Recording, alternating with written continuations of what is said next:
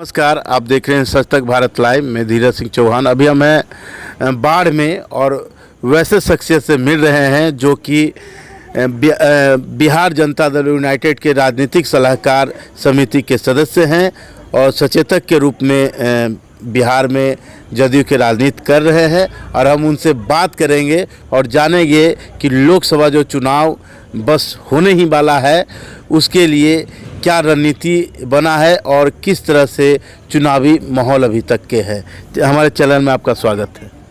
चलिए, चैनल के माध्यम से पूरे बिहार वासियों को स्वागत है। आपका चैनल का भी स्वागत है। जिस तरह से अभी चुनावी की सरगर्मी तेज था और आज प्रचार सभी दलों का थमने वाला है, बस कुछ ही क्षणों में थम भी जाएगा। क्या लग रहा है सर कि इस चुनाव में किनकी बोलबाला रहा?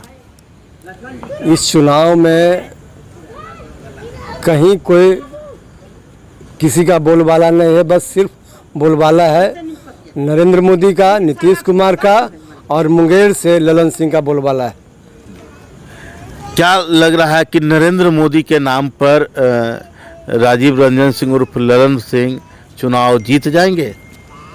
बिल्कुल, नरेंद्र मोदी है, चिराग पासवान है, उपेंद्र कुशवाहा है, जीतन राम मांझी है, जितने एनडीए के घटक दल हैं सब लोग इनके साथ हैं और सबके लोग इनके साथ हैं।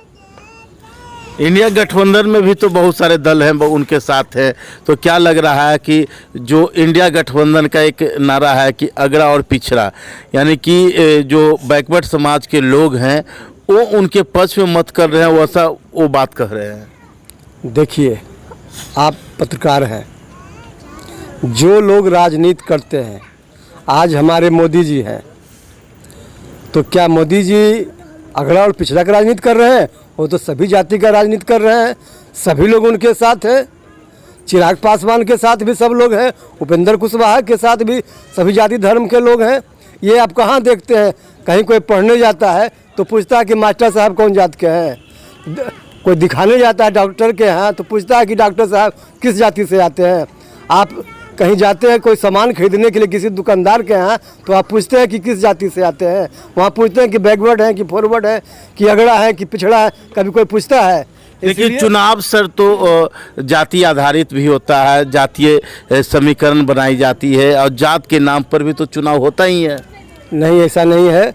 जो भी लोग ऊंचे स्तर का राजनीति करते हैं वहाँ कहीं कोई जात पात, अगड़ा पिछड़ा, दलित महादलित कहीं कुछ नहीं है। जो छुटभैये लोग हैं वो जात और पात की राजनीति करना चाहते हैं, उससे कोई फर्क नहीं पड़ता है। सारा लोग सारा जात पात से उठ करके सारा लोग 3 नंबर पर बटन दबा करके भाई ललन सिंह को तीर छाप पर जिताने का काम करेंगे। वहाँ इस चुनावी सरगर्मी में सर एक बाहुबली कहे जाने वाले अशोक महतो की पत्नी मैदान में है। दूसरी ओर विरोधियों का कहना है कि उनकी टक्कर देने के लिए एक बाहुबली नेता को उतारा गया है मैदान में, पैरोल पे बाहर निकाला गया है। सर क्या कहते हैं इस पर? हम लोग तो जानते हैं कि अनंत सिंह बाहुबली नहीं है, वो जनबली हैं। माने जनता के बल पर उनको जनबली के लोग कहता है कि मतलब बाहुबली हैं, वो तो जनबली है। कहीं आप देखें कितना दिन आए हैं, घूम रहे हैं, किसी से कुछ बोले हैं? वो तो अपना घूम रहे हैं, अपना जनता से मिल रहे हैं। अब जनता से मिल रहे हैं, अब उसको आप बोलिए कि आप क्या कर रहे हैं? आप मेरे पास अभी आए, पूछिए कि आप जातियों के नेता हैं तो आप क्या कर रहे हैं? तो हम यही नहीं कहेंगे कि भाई हमारा ललन सिंह जीत रहे हैं, नीतीश कुमार का हाथ मजबूत हो रहा है, नरेंद्र मोदी का हाथ मजबूत हो रहा है। जाता है चुनाव में वोट मांगते हैं, क्या वजह मजबूरी रहा होगा कि वो है कि उनके पास है, उनके छोड़ कर उधर है और वो भी समर्थन दे रहे हैं? देखिए, कहीं कोई बात नहीं है, राजनीति संभावनाओं का खेल है। कहीं पे निगाहें कहीं पे निशाना होता है। और ये सवाल आप नीलम देवी से जाके पूछिए कि भाई आप जिस तरह से ललन बाबू को जिताने के लिए एक से एक बड़े नेता यहाँ उतरे, उनका कहना है कि हम एक नेता उतारते तो उधर से 15 नेता चुनावी मैदान में आते हैं ताकि क्या है कि ललन बाबू की जीत हो और इसके लिए हो। इस पे क्या कहना है? देखिए, ऐसा कुछ नहीं है। जिस पार्टी में है, हम जिस पार्टी में हैं तो हम अपना प्रचार करेंगे। अगला पार्टी में कोई है तो वो प्रचार अपना कर रहा है। हमारे साथ 10 कार्यकर्ता 10 आदमी घूमेगा, आपके पास 2 आदमी है तो 2 ही आदमी घूमेगा। इसमें हमारा क्या दोष है?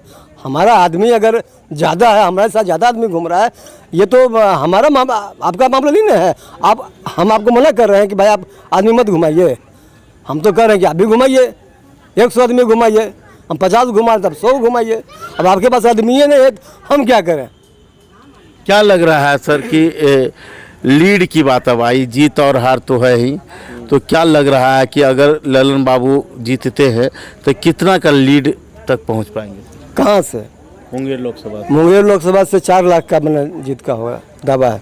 4 लाख। हाँ, इस बार जिस तरह से राजनीतिज्ञ लोग कहते हैं, राजनीतिककार कह रहे हैं कि इस बार जो स्थिति है कि अति पिछड़ा, महादलित और कई ऐसे समुदाय के लोग हैं, यहाँ तक के कि चिराग पासवान के चाचा और लोग जो हैं उस समाज के लोग भी अशोक महतो की तरफ यानी कुमारी अनीता की तरफ मूव कर चुके हैं। ये आप लोग देख रहे हैं, हम लोग को तो कहीं नज़र नहीं आ रहा है। हम लोग को दूर दूर तक कहीं कोई नज़र नहीं आ रहा है और कहीं अगड़ा पिछड़ा नहीं है। सब जगह एकदम सब लोग एक साथ हैं। कहीं इसमें जात पात, अगड़ा पिछड़ा, दलित, महादलित कहीं दिखाई पड़ रहा है आपको? नरेंद्र मोदी के साथ, नीतीश कुमार के साथ सभी जाति धर्म के लोग एक साथ जिंदाबाद लगा रहे हैं नारा। कहीं कोई अगला पिछड़ा नहीं है, कहीं दलित महादलित नहीं है। कहीं आप देख रहे हैं कहीं ऐसा है, कहीं हवा कहीं है नहीं है, कहीं नहीं है, कुछ नहीं है।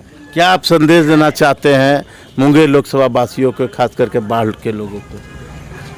हम तो संदेश यही देना चाह रहे हैं कि हम लोग के माननीय सांसद राजीव रंजन सिंह, जो विकास पुरुष के नाम से जाने जाते हैं, उनको जिता करके 3 नंबर पर उनका तीर प्रधानमंत्री बनाने में बाढ़ के लोग, मुंगेर के लोग सहयोग दें।